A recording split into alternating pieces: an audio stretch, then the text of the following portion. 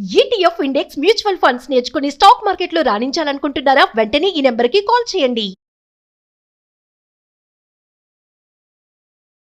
నమస్తే సార్. నమస్తే అండి. సార్, చాలా వీడియోలో ఎమర్జెన్సీ ఫండ్ గురించి మనం మాట్లాడుకున్నాము. అయితే ఎమర్జెన్సీ ఫండ్ అనేది అసలు ఎంత ఉండాలి? నెక్స్ట్ కమింగ్ టు చాలా ఫ్యామిలీస్ ఇన్సూరెన్స్ చేసుకుంటూ ఉంటారు.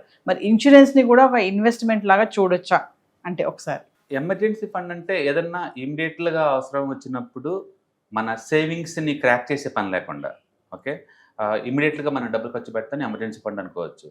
జనరల్గా ఏంటంటే అది 24/7 అవైలబిలిటీ ఉండాలా, అర్జెంట్ అయితే తెచ్చుకోవాలా.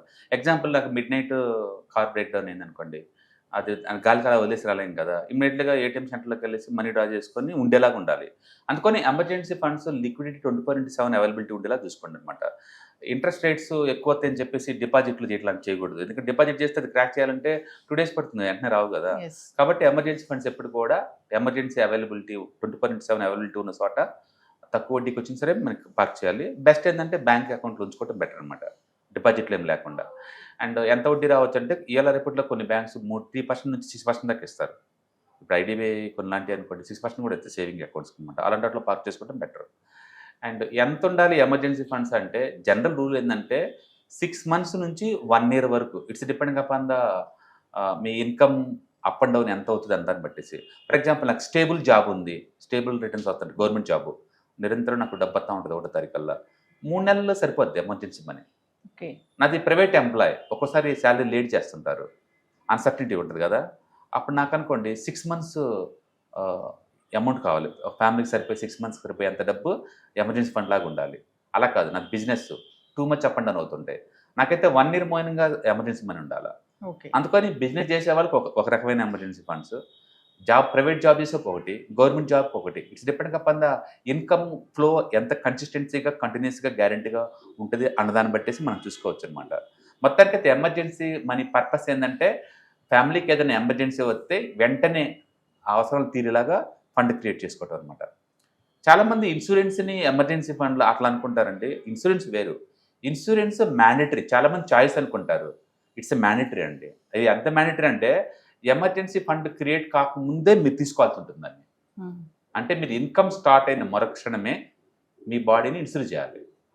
It should be term insurance. అది it's term insurance. Term insurance అంటే ఏ సంవత్సరం కావాల్సిన డబ్బులు జీరో అయిపోతాయండి. వాళ్ళకి మీకు ₹1,00,00,000 ప్రొటెక్షన్ ఇచ్చాము అనుకోండి, 30 years లోపు అనుకోండి, వాళ్ళు 5,000 దాకా ఛార్జ్ చేస్తారు ప్రయాణం.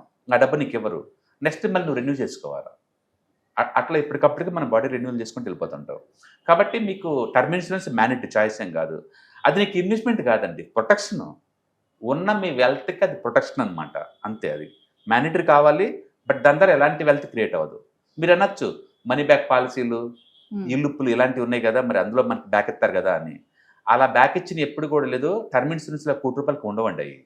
అది 5 లక్షలు 10 లక్షలు అంటే ప్రాపర్ కవరేజ్ ఉండదు వాటిల్లో. రిటర్న్స్ ఇచ్చినా సరే మీకు లేదు, 5 to 6%, 7% కన్నా ఎక్కువ ఇవ్వరు.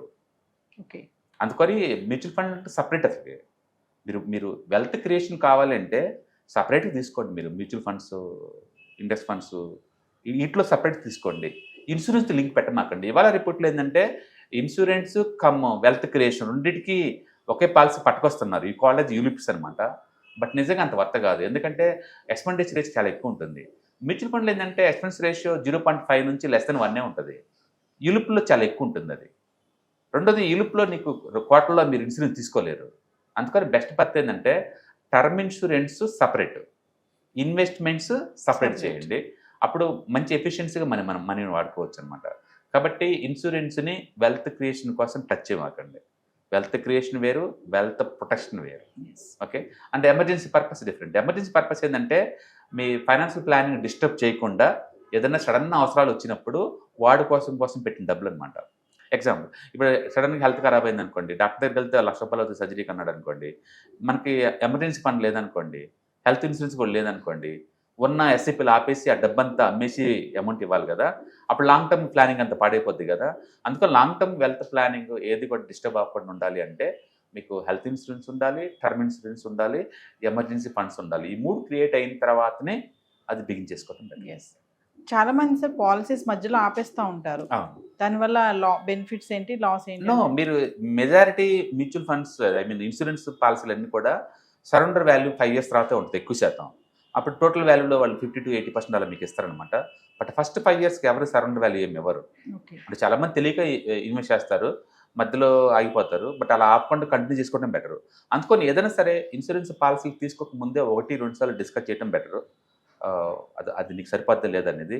రెండోది ఇన్సూరెన్స్ ఎప్పుడు కూడా కరెంట్ నీడ్స్ కన్సిడర్ చేయడం కాదు, నెక్స్ట్ ఫ్యూచర్లో అవసరమయ్యే నీడ్స్ని కూడా కన్సిడరేషన్ చేయాలి. ఎస్. సపోజ్ ఇప్పుడు నా శాలరీ 1 lakh ఉందనుకోండి, ఒక 2-3 yearsలో నా శాలరీ 2 lakh పోయేలాగా ఉందనుకోండి, అందుకని 2 lakh ఇన్కమ్ మోయినంగా మన బాడీని ఇన్సూర్ చేసుకోవడం బెటర్. ఎస్. కరెంట్ నీడ్స్ తీసుకోండి, ఎందుకంటే ఏజ్తో పాటు ఇన్సూరెన్స్ ప్రీమియమ్స్ పెరిగిపోతాయి కదా. అందుకని మ్యాక్సిమం ఇన్సూరెన్స్ ముందే తీసుకొని తక్కువ ఏజ్ ఉన్నప్పుడే తీసుకోవటం బెటర్. కాబట్టి ఇన్సూరెన్స్ మన వెల్త్ Emergency. ప్రొటెక్షన్ కోసం, వెల్త్ క్రియేషన్ కోసం కాదు. వెల్త్ క్రియేషన్ కోసం mutual funds and other investments అనమాట. ఎస్. రెండింటిని క్లబ్ చేయమాకండి. Thank you. Right. Hi, markets చాలా వాలటిలిటీ ఉన్నాయని భయపడుతున్నారా? మార్కెట్ ఆల్ టైమ్ హైలో ఉందని దూరంగా ఉండాలనుకుంటున్నారా? ఏది రైట్ టైం మార్కెట్లో ఎంటర్ అవడానికి, ఏది బెస్ట్ టైం మార్కెట్లోంచి బయటకు పోవడానికి తెలుసుకోవాలనుకుంటున్నారా? మార్కెట్లో mutual funds, ETFs, index funds ద్వారా మనీ మేక్ చేద్దాం అనుకున్నారా? ఇలాంటి మీ డౌట్స్ కి క్లారిఫికేషన్ కోసం ఈ webinar. ETFs, index funds and mutual funds కోర్సులో జాయిన్ అవ్వండి, మీ డౌట్స్ క్లారిఫికేషన్ చేసుకోండి. Every month Saturday, Sunday and Monday conduct చేసే ఈ కోర్సులో మీకు ఈటీఎఫ్స్ అంటే ఏంటి, ఇండెక్స్ ఫండ్స్ అంటే ఏంటి, మ్యూచువల్ ఫండ్స్ అంటే ఏంటి, different type of ETFs, index funds, mutual funds అంటే ఏంటి, ఇందులో ఇన్వెస్ట్ చేయడం ద్వారా లాంగ్ టర్మ్ లో వెల్త్ ఎలా క్రియేట్ చేసుకోవాలా, షార్ట్ టర్మ్ లో ఎలా వెల్త్ క్రియేట్ చేసుకోవాలా, ఎనీబడి కెన్ ట్రేడ్ ప్రోగ్రామ్ ఎలా పార్టిసిపేట్ చేయాలా, ఇలాంటి అన్నిటికీ మీకు ఆన్సర్ దొరుకుతుంది. కాబట్టి మీకు ఎవరికన్నా ఇలాంటి వాటిలో వెల్త్ క్రియేట్ చేయాలని కనుక ఇంట్రెస్ట్ కనుకుంటే కింద స్క్రోల్ అవుతున్న నెంబర్ కి కాల్ చేయడం ద్వారా మీ సీట్ ని బుక్ చేసుకోండి. Thank you.